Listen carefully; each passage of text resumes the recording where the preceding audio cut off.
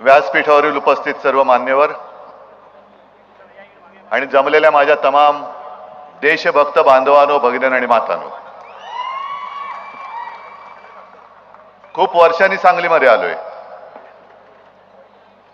विश्वजित माझा सहकारी होता म्हणून मी त्याला हक्काने आरुतरे बोलतो. तू सांगलीचा सगळा इतिहास सांगत होतास आणि या सांगलीमध्ये त्या काळामध्ये शिवसेना प्रमुखांच्या झालेल्या महाविराट सभा सुद्धा मला आठवल्या. प्रचंड सभा. आणि तसं सांगलीचं मन हे नाही म्हटलं तरी भगवच आहे. मधल्या काळामध्ये आमची एक गफलत झाली. सध्या आता सगळीकडे जिथे जिथे मी जातोय सर्व मतदारसंघात पहिल्या प्रथम मतदारांची मी माफीच मागतो. कारण आम्हीच मूर्ख होतो. कारण हे नसतं लचांड आम्ही गळ्यात बांधून घेतलं होतं. आता यांचा बुरखा उतरला आणि अत्यंत बिभत्स विकृत चेहरा हा केवळ आपल्यासमोर नाही, केवळ देशासमोर नाही तर संपूर्ण जगामध्ये आला. आज पूर्ण देश आपला ते बदनाम करून टाकतायत. आणि साहजिक आहे, शेवटी निवडणूक म्हटल्यानंतर एक महत्वाकांक्षा असते, इच्छा असते. पण ही इच्छा व्यक्त करायला काही अपराध आहे किंवा गुन्हा आहे असं माझं काही मत नाहीये. पण जेव्हा आपण युती करतो, आघाडी करतो, तेव्हा साहजिकच आहे जयंतराव तुम्हाला 13-14 जागा वाटत होत्या मिळाव्या. आता मी म्हटलं मला 30 पाहिजे होत्या, कशा काय मिळणार? काँग्रेसला 25 पाहिजे असतील, कशा काय मिळणार? मग शेवटी आपण कुठे काय एकमेकाचा उपयोग करून जे पहिलं गमावलेलं आहे ते कमवायचं कसं याचा विचार करतो. आज सांगली आपल्याकडनं गेलेली आहे. अगदी मला कल्पना आहे सगळे रथी महारथी स्वातंत्र्य लढ्यामध्ये सुद्धा इथे सगळे वीर, मी काय तुम्हाला सांगण्याची गरज नाही, त्यांचं योगदान फार मोलाचं आहे. आणि स्वातंत्र्य लढ्यामध्ये यांनी योगदान दिलं. यांच्यासारखे अनेक असंख्य वीर महाराष्ट्रभर नव्हे देशभर स्वातंत्र्य लढ्यामध्ये त्यांनी त्यांचं योगदान दिलं. वेळ प्रसंगी स्वतःच्या जीवाची पर्वा केली नाही, कुटुंबाची केली नाही. कोण फासावर गेलं, कोण तुरुंगात त्यांची आयुष्य सडली, कुटुंब उद्ध्वस्त झाली.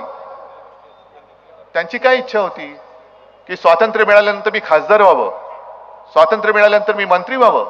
अरे कवळी पोरं, त्या खुदिराम बोस सारखी 17 वर्षाचं पोर, म्हणजे मी जे काय वाचलंय की तेव्हा सगळे क्रांतिकारक गपचूप भेटायचे आणि भेटल्यानंतर मग त्यांच्यामध्ये काय करायचं, कोणाला उडवायचं, कुठे काय करायचं, ही सगळी खलबत व्हायची. आणि अशीच एक बैठक, त्या बैठकीमध्ये बॉम्ब तयार करण्यात आला होता आणि त्याच्यावरती ती बैठक होती. कुठे करायचा याचा प्रयोग, कुठे करायचा? कारण बॉम्ब फोडायचा यशस्वी झाला पाहिजे. मग कुठे जंगलात जायचं? निर्जन माणूस, तिकडे निर्जन वस्ती पाहिजे, म्हणजे निर्जन पाहिजे, वस्ती नकोय. मग अशा ठिकाणी हा बॉम्ब जाऊन फोडणार कोण? आणि हा विचार चालू असताना एक पोरगा 17 वर्षाचा तो खुदिराम बोस उठून उभा राहिला आणि तो म्हणाला, अरे काय तुम्ही एवढ्या मेहनतीने बनवलेला बॉम्ब असं दगडावर फोडणार? याला फोडायचं असेल तर गोऱ्याचं टाळकच पाहिजे. हा बॉम्ब त्या गोऱ्या आपल्यावरती अत्याचार करतात ना, त्या गोऱ्या इंग्रजाच्या टाळक्यावरच हा बॉम्ब फोडला पाहिजे. सगळे अवाक झाले. सगळे जुने जाणते होते. तरुण पोरगा, काय ओळख नव्हती, पाळख नव्हती. कोण कुठून आला, उभा राहिला, काय तुला क्रांतीचा अनुभव काय, असं नाही कोणी त्याला विचारलं. पण खुदिराम बोस उभा राहिला. सगळे अवाक होऊन उभे राहिले, बघायला लागले. तू बोलतोस खरं आहे, पण करणार कोण? मी करतो म्हणाला. तो गेला आणि त्यांनी ते काम केलं आणि नंतरचा इतिहास तुम्हाला सगळं माहिती आहे. पण विशेष म्हणजे हा 17 वर्षाचा पोरगा कसलाही बॉम्ब फोडण्याचा अनुभव नाही, बॉम्ब फोडण्याचा बनवण्याचा अनुभव नव्हता, फोडण्याचा तर असणार कसा. पण त्यांनी जाऊन ते काम केलं आणि फासावरती गेला. 17 वर्षाचं कवळं पोर, हातातोंडाशी आलेला घास. आणि तो फासावर जात असताना एक कोणतरी असाच, त्याचं कवी जो होता त्याचं नाव इतिहासात नोंदच नाही झालेलं, त्यांनी त्याच्यावरती 4 ओळी लिहिल्या की जो खुदिराम आपल्या आईला सांगतोय. कारण फाशीची शिक्षा झाल्यानंतर त्याची आई त्याला शेवटचं भेटायला गेली तुरुंगात की आपलं पोर कसं आहे, पोरगा आता जाणार फासावरती, आयुष्याची ताटातूट होणार, आपल्या पुन्हा हे दिसणार नाही पोर आपल्याला. आणि मग त्या भेटीवरती एका कवीने कविता केली, त्याच्यात ते म्हणतोय की तो खुदिराम आपल्या आईला सांगतोय की आई तू काळजी करू नकोस, मी आत्ता जातोय पण लवकरच मी माझ्या मावशीच्या पोटी जन्माला येऊन तुझ्या भेटीला येईन, आणि मावशीला जे बाळ होईल तो मी आहे तू कसा ओळखशील, तर तू काही करू नकोस, बाळाच्या गळ्यावरती एक खूण बघ, ती खूण आता मी जातोय ना त्या फाशीच्या दोराची असेल, ती खूण बघ आणि ओळख तुझा खुदिराम परत आलाय. जर खुदिराम असा बोलला असता की नाही मी 17 वर्षाचा आहे, मला खासदारच व्हायचंय, मला आमदारच व्हायचंय, मग लोकांनी विचारलं असतं तुझा अनुभव काय, असं नसतं. देश म्हणजे देश, माझा देश पहिला प्रथम, माझी महत्वाकांक्षा त्याच्या नंतर असली पाहिजे. आणि ज्या सांगलीचा इतिहास स्वातंत्र्य लढ्यासाठी प्रसिद्ध आहे त्याच सांगलीकरांसाठी मी आलेलो आहे की देशाचं स्वातंत्र्य धोक्यात आलं असताना सांगलीकर हे फुटणार आहेत. सांगलीकर गुलामाच्या बाजूने, गुलामगिरीच्या बाजूने मतदान करणार, हुकुमशाहीच्या बाजूने मतदान करणार का लोकशाहीच्या बाजूने मतदान करणार, हा प्रश्न मी नाही देश तुम्हाला विचारतोय. जी विश्वजित तू सगळी मोठ्यांची नावं घेतली ते सुद्धा बघतायत माझे सांगलीकर काय करतायत. अरे मी यांच्यासाठी इंग्रजांशी लढलो. इंग्रजचा काय मोठा शत्रू होता, किती होते लोक. इंग्रज जेव्हा आले त्यांच्याकडे सैन्य मुठभर असेल, पण त्यांनी 125-150 वर्ष राज्य केलं. ते आपल्याच इथल्या गद्दारांना घेऊन त्यांनी आपल्या डोक्यावरती राज्य केलं होतं. तीच परिस्थिती आज परत आलेली आहे.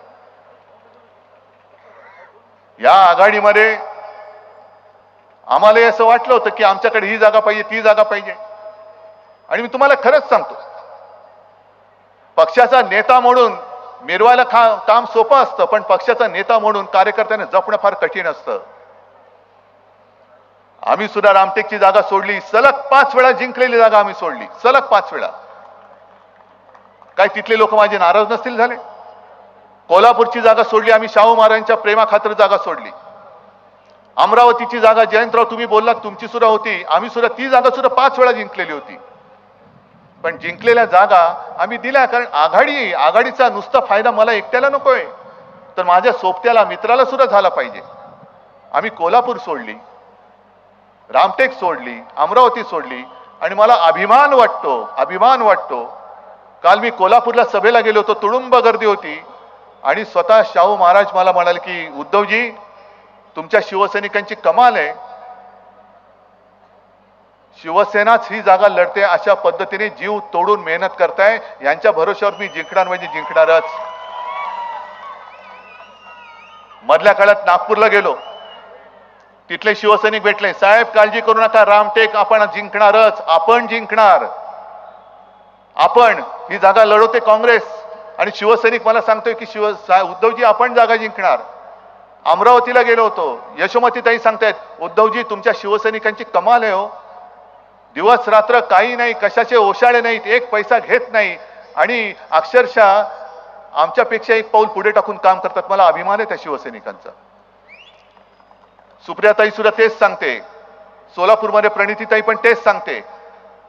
आणि मला नक्की माहिती आहे की उद्या चंद्रहार जिंकल्यानंतर चंद्रहार सुद्धा तेच सांगणार की उद्धवजी विश्वजित आहे, सगळे इथले काँग्रेस राष्ट्रवादीचे नेते आहेत, त्यांच्यामुळे आणि शिवसैनिकांच्या मेहनतीमुळे मी जिंकलो. याला म्हणतात आघाडी. आता आघाडी करायची कशाला? जर भारतीय जनता पक्षाने आमचा विश्वासघात केला नसता तर आम्ही राहिलो असतो त्यांच्या बरोबर. मग सांगलीच्या जागेचं काय झालं असतं, कोणाकडे गेली असती? पण आज संपूर्ण महाराष्ट्र माझ्या डोळ्यासमोर लुटला जातोय. त्या लुटीमध्ये सहभागी व्हायला मी लुटारू नाहीये, अजिबात नाही. ते पाप माझ्याकडनं कदापि घडणं शक्य नाही. म्हणून मी भारतीय जनता पक्षाच्या युतीला लाथ मारून त्यांच्यापासून बाहेर पडलो. डोळ्यात देखत महाराष्ट्राची लूटमार होते. आज सांगलीचे जे विषय आहेत काही केंद्राच्या अखत्यारीतले आहेत. 10 वर्ष होय आम्ही सुद्धा त्यावेळेला युतीत होतो, पण 10 वर्ष इकडनं जे तिकडे गेलेले आहेत, कोण ते म्हणतात तुमचे काका, का पाठवलं त्यांना? 10 वर्ष का पाठवलं? हा प्रश्न आता तुम्हाला पडलेला आहे. तुमच्या पाण्याचा प्रश्न सुटला? मला आठवतंय काही वर्षांपूर्वी जयंतराव जतच्या परिसरातली काही गावं त्यांनी जाहीर केलं की आम्ही आता महाराष्ट्रातून वेगळे होतो. मी त्यांना फोन केला, आणि त्याने सांगितले असं वेडावाकडा काही निर्णय घेऊ नका, असं काही बोलू नका, मी स्वतः येतो. 24 तासात मी त्यांच्या भेटीला गेलो, त्यांचं सगळं समजावून सांगितलं. पण केंद्राकडनं ज्या काही गोष्टी राज्याच्या अखत्यारीत असतात, काही गोष्टी केंद्राच्या अखत्यारीत असतात. आणि एक मला असं वाटलं होतं की केंद्रात आता आमचं सरकार आले, एनडीएचं, नरेंद्र मोदी पंतप्रधान झालेत, आता सगळे प्रश्न असे सुटकीसारखी संपतील. अजिबात सुटले नाही, काहीच सुटले नाही. काय सुटलेत प्रश्न? उलटा आता प्रधानमंत्रीजी महाराष्ट्रामध्ये जे फिरतायत, मला कोणीतरी एक क्लिप पाठवली, त्याच्यात आपले मोदीजी म्हणतात हे 10 वर्षाचा तो फक्त ट्रेलर होता, हे पिक्चर अभी बाकी आहे. हे भीतीदायक वाक्य आहे ना, कारण महागाई वाढली, गॅस सिलेंडर 400चा 1200 झाला, ट्रेलर होता, अजून पिक्चर बाकी आहे. शेतकऱ्याचं पीक कर्ज वाढतच चाललेलं आहे, माफी तर आपण केली होती, पुन्हा वाढते. तुमचं उत्पन्न दुप्पट होणार होतं शेतकऱ्यांचं, झालं? अजिबात नाही. आणि त्याही पेक्षा सगळ्यात महत्वाचं म्हणजे निवडणूक रोख्यांच्या माध्यमातून शेतकऱ्याचं उत्पन्न दुप्पट नाही झालं. भारतीय जनता पक्षाच्या खात्यात हजारों कोटी रुपये आले, हजारों कोटी रुपये. ये तो सिर्फ ट्रेलर था, पिक्चर अभी बाकी आहे.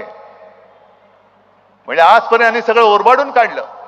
महाराष्ट्रामधनं सगळे उद्योग, जो वेदांता फॉक्सकॉन आपल्याकडे येणार होता, गेला. गुजरात मेडिकल डिव्हाइस पार्क तो येणार होता, बल्क ड्रग पार्क तो येणार होता, वित्तीय केंद्र हे महाराष्ट्रात येणार होतं. सगळंच्या सगळं गुजरातला गेलं आणि हा फक्त ट्रेलर होता. म्हणजे तुम्ही काय आता महाराष्ट्राचं नाव सुद्धा गुजरात करणार की काय? आणि हे चालेल तुम्हाला? आणि त्याच्यामध्ये जर का तुम्ही जर का इकडे मतांमध्ये विभागणी केली आणि पुन्हा हे हुकुमशाहीचं भूत आपल्या मानगुटीवरती बसलं, तर ती एक शिवसेनेने जाहिरात केलेली आहे, तुम्ही पाहिली असाल. कारण भारतीय जनता पक्षाने पहिली एक जाहिरात केली, वॉर रुकवादी पापा. पाहिलं तुम्ही? युक्रेन आणि ते युद्ध चालले ना, तिथून विद्यार्थी कसे येणार, मग ते चिंताग्रस्त आई वडील दाखवलेत. आता काय होणार माझ्या मुलीचं, कशी येणार? मग ते वडील सांगतात काळजी करू नको, ते आपल्याला वाचवणार. मग ती मुलगी येते आणि ती म्हणाली की पप्पा वॉर रुकवादी, म्हणजे मोदीजींनी वॉर थांबवलं. मग आपण एक जाहिरात केली, ते वडील चिडलेत. सगळे भ्रष्टाचारी भाजपमध्ये घेत आहेत. कालपर्यंत हे सगळे भ्रष्टाचाराचे आरोप करणारे लोक आज सोबत घेऊन मांडीवर घेऊन फिरतायत. मग मुलगी सांगते लेकिन वॉर रुकवादी पप्पा. त्याला मणिपूरमध्ये महिलांवरती अत्याचार होतोय, इकडे महिलांवरती अत्याचार होतोय. मग ती मुलगी म्हणते लेकिन वॉर रुकवादी पप्पा. मग तो पप्पा चिडतो, अरे वॉर रुकवादी काय, वाट लगा दी पप्पा बोल. मग ती मुलगी म्हणते लेकिन वोट तो आपने दिया था ना पप्पा, आपणच मत दिलं होतं त्यांना. आणि आता हे जे काय आपल्या मानेवरती बसलंय, एक सुद्धा विषय काही सुटलेला नाहीये. याला आता जे डोहाळे लागलेत ते घटना बदलायचे लागलेले आहेत. मी काल सुद्धा बोललो, परवा सुद्धा बोललो, कदाचित या टीव्हीच्या माध्यमातून सगळेजण म्हणत असतील हा एक मुद्दा रोज बोलतोय. हो बोलतोय, कारण जर भाजप रोज खोटं बोलत असेल तर मी रोज खरं बोललो तर फरक काय पडतोय? मी खोटं तर बोलत नाहीये ना. जर भारतीय जनता पक्षाचे माजी मंत्री, माजी खासदार उघड उघड बोलत असतील की आम्हाला घटना बदलण्यासाठी 400 पार जागा पाहिजेत, आणि यांना खरंच घटना बदलायची, ती एवढ्यासाठी बदलायची की महाराष्ट्राचा आकस यांच्या नसानसामध्ये एवढा भिनलाय की केवळ आणि केवळ डॉक्टर बाबासाहेब आंबेडकर या महाराष्ट्राच्या सुपुत्राने ती घटना लिहिलेली आहे.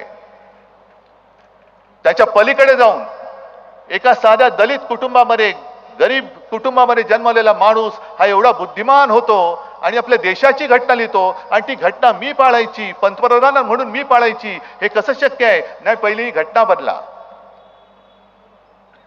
शिवसेनेच्या त्या मशाल गीतामधलं जय भवानी जय शिवाजी हे शब्द काढून टाका.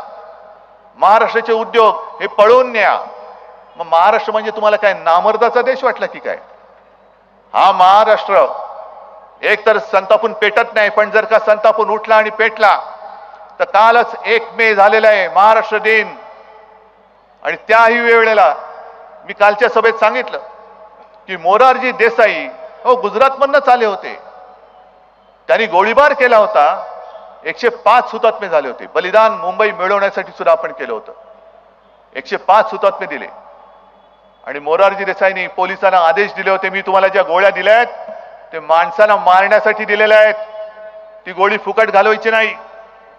म्हणजे तेव्हापासून हा त्यांचा जो राग यांच्या मनामध्ये आहे, मराठी माणसाला मारण्यासाठी हे आसुसलेले आहेत. महाराष्ट्राला बदनाम करून टाकायचं, महाराष्ट्राला भिकेला लावायचं, महाराष्ट्राच्या सुपुत्रांनी लिहिलेली घटना बदलून टाकायची आणि आमच्यावरती घराणेशाहीचे आरोप करायचे. मग पवार साहेबांना आरोप करताना सांगायचं, पवार साहेब त्यांच्या मुलीला मुख्यमंत्री होण्यासाठी म्हणून लढतायत. उद्धव ठाकरे त्यांच्या मुलाला मुख्यमंत्री करण्यासाठी म्हणून लढतायत. अहो, आमच्या मुलांसाठी आम्ही लढतो, नाही लढत हे जनता बघते. पण पहिली तुम्ही खुर्ची सोडा ना. तुम्ही तुमची खुर्ची सोडत नाहीये. म्हणजे मलाच पाहिजे, एकदा पंतप्रधान झाले तरी दुसऱ्या वेळेला मीच, दुसऱ्या वेळेला झाले तिसऱ्या वेळेला मीच, तिसऱ्या वेळेला झाले. म्हणजे तुम्ही तुमच्यासाठी लढताय, मग मी माझ्या जनतेसाठी लढत असेन तर मी चूक काय करतो, मी पाप काय करतोय? ही जी मी लढाई लढतोय ती माझी लढाई नाहीये. जयंतराव, तुम्ही माझं कौतुक केलं, मी खरंच तुमचा सगळ्यांचा आभारी आहे. तुम्ही काय, विश्वजित काय, कारण करोनामध्ये जे काय मी काम केलं ते मी माझ्या एकट्याचं नाही, तुमच्या सगळ्यांच्या साथी सोबतीने केलं. आणि विशेष म्हणजे या जनतेने जे आपल्याला उत्स्फूर्तपणाने आपलं ऐकलं म्हणून महाराष्ट्र वाचलेला आहे. ही लढाई हुकुमशाहीच्या विरोधात आपण लढतो. म्हणून विश्वजित, मी आज सगळ्यांच्या समोर सांगतो, जर मला पहिल्या दिवशी कळलं असतं ना सांगली विश्वजितला देत आहेत, मी त्याच दिवशी सांगली सोडली असती, मी त्याच दिवशी सांगली सोडली असती. कारण तेवढा अधिकार आणि तेवढं प्रेम माझं तुझ्यावरती आहे. पतंगरावांना सुद्धा बाळासाहेबांकडे आलेले मी पाहिलेलं आहे. अर्थात एक आपल्या पिढीची गॅप असते, वयाचं अंतर असतं. पतंगराव हा एक मोकळा ढाकळा माणूस होता. म्हणजे माझ्याशी सुद्धा बोलताना कधी वयाचं अंतर त्यांनी जाणू नाही दिलं. अगदी मुला म्हणजे त्यांचाच मुलगा असल्यावर काही एकदम विश्वजितची कशी बोलतील तसे माझ्याशी ते बोलायचे. आपण आता एक पाऊल पुढे गेलं पाहिजे. जर इथल्या कोणाला काँग्रेसच्या लोकांना वाटत असेल अगदी विश्वजित तुला किंवा आणखीन आज ज्यांचे फोटो लागलेत की उद्या शिवसेना आपल्या भविष्याच्या आड येईल, अजिबात येणार नाही. इथलं भविष्य जे तुमचं आहे ते तुमच्या भविष्यातलं आम्ही ओरबाडून घ्यायला आलेलं नाही. पण माझ्या सांगलीकराकडनं जी जागा आम्ही त्यांची सोबत दिली म्हणून इथून तुमच्याकडनं हिसकावून घेतली गेलेली आहे, ती हिसकावून पुन्हा घेण्यासाठी म्हणून मी सांगलीमध्ये आलेलो आहे, म्हणून सांगलीत आलेलो आहे. आणि ही सांगली मला जिंकायचीच आहे. एक चंद्रहार सारखा नवीन चेहरा, जसं मी मगाशी खुदिरामचं तुम्हाला उदाहरण दिलं तसा चंद्रहार एक नवीन मल्ल दिलेला आहे. हा लेचपेचा नाहीये, डबल महाराष्ट्र केसरी. अरे आपल्याला काय जाते गर्दी करून कुस्ती बघायला, तिकडे जे मल्ल लढत असतात ते कसे लढतात, आपण बाजूला उभे राहून आपण एन्जॉय करतो, पण त्यावेळेला त्यांचा घामटा निघत असतो. ही साधी गोष्ट नाही. डबल महाराष्ट्र केसरीची गदा ही सांगलीमध्ये मारुती मानेंच्या नंतर त्यांनी आणलेली आहे. आणि योगायोग असा की मारुती माने सुद्धा हे खासदार होते. काही जण म्हणतात की हा तर पैलवान आहे, ह्याचा राजकारणाशी काय संबंध? अहो पण मारुती माने होतेच ना. आणि मग इतर पक्षांमध्ये जसं भाजपामध्ये काही चित्रपट तारका, अहो जयंतराव तुम्ही सुद्धा गेल्या वेळेला अमरावतीत पाठिंबा दिलाच होता ना, आज तुम्हाला कळलं चुकलं. असे काही नवीन काही क्रिकेटपटूंना तिकीट देतात, काय संबंध आहे राजकारणाचा? सिने तारकांना तिकीट देतात, काय संबंध आहे? हे संबंध नाही, संबंध सगळ्यांचा असतो. जे उमेदवाराला मत देतात त्या सगळ्यांचा संबंध हा राजकारणाचा असतो. कारण राज्यकर्ते तुम्ही ठरवत असता. या देशावरती राज्य कोण करणार हे आम्ही नेते नसतं ठरवत, हे तुम्ही ठरवत असता. आणि तुम्हाला जे वाटत असतं की तुमचं भविष्य आमच्या हातात आहे, तसं नसतं. खरं म्हणजे नेत्यांचं भविष्य हे तुमच्या हातामध्ये आहे. तुमचं भविष्य हे मोदींच्या हातामध्ये आहे, अजिबात नाही. या क्षणाला मोदींचं भविष्य आणि आपल्या देशाचं भविष्य हे तुमच्या हातामध्ये आहे. तुम्ही ठरवणार, कारण त्यांना त्यांची कल्पना आलेली आहे. आजपर्यंत कधीही संकट आलं तेव्हा मोदीजी तुम्हाला महाराष्ट्रात दिसले होते कुठे? अगदी महापूर आला, विश्वजित मी सुद्धा तुझ्या मतदारसंघात तेव्हा येऊन गेलो होतो. अवकाळी आला, आपत्ती आली, कधी मोदीजी आपल्याला दिसले सांगलीत? नाही. अमित शहा कधी दिसले? नाही.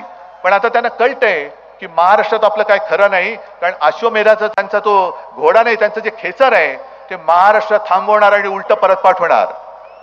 उलटा गो बॅक, नाही चालणार इकडे. आणि हा जो एक आता प्रश्न पडला होता, त्यांनी काल परवाकडे संजय राऊतांवरती टीका केली. म्हणजे आज माझी स्तुती केली असं मला कोणीतरी सांगितलं. माझी स्तुती वैयक्तिक नका करू, माझ्या शिवसेनेची स्तुती करा. ज्या शिवसेनेने तुम्हाला पंतप्रधान पदासाठी पहिल्यांदा पाठिंबा दिला त्या पहिल्या शिवसेनेचं कौतुक करा. एका बाजूला माझी शिवसेना ही नकली सेना बोलायचं, एका बाजूला माझी तब्येत बरी नव्हती, अगदी अक्षरशः ही मी तुमची सहानुभूती पाहिजे म्हणून नव्हे, पण मी हातपाय हलवू शकत नव्हतो, तेव्हा रात्रीची सगळी कारस्थानं करून माझं सरकार तुम्ही खाली खेचलत आणि आज माझी स्तुती करताय.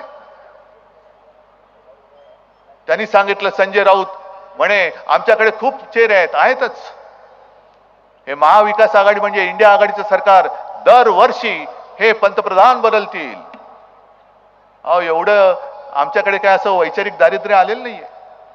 पण उलटा माझा प्रश्न असा आहे की या देशाने एक जागतिक विक्रम केला नवीन, तो म्हणजे संपूर्ण जगात आपली लोकसंख्या नंबर 1 आहे, 140 कोटीच्या वरती.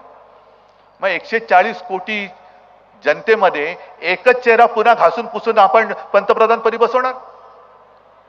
आणि 10 वर्ष आपल्या आयुष्यातली, म्हणजे काही तरुणांचे फोन येतात किंवा काही बातम्या कळतात, तो पहिलं मी मतदान केलं, मी बेकार होतो तेव्हा 22 वर्षाचा होतो. आज 10 वर्ष झाली, 32 वर्षाचा होत आलो.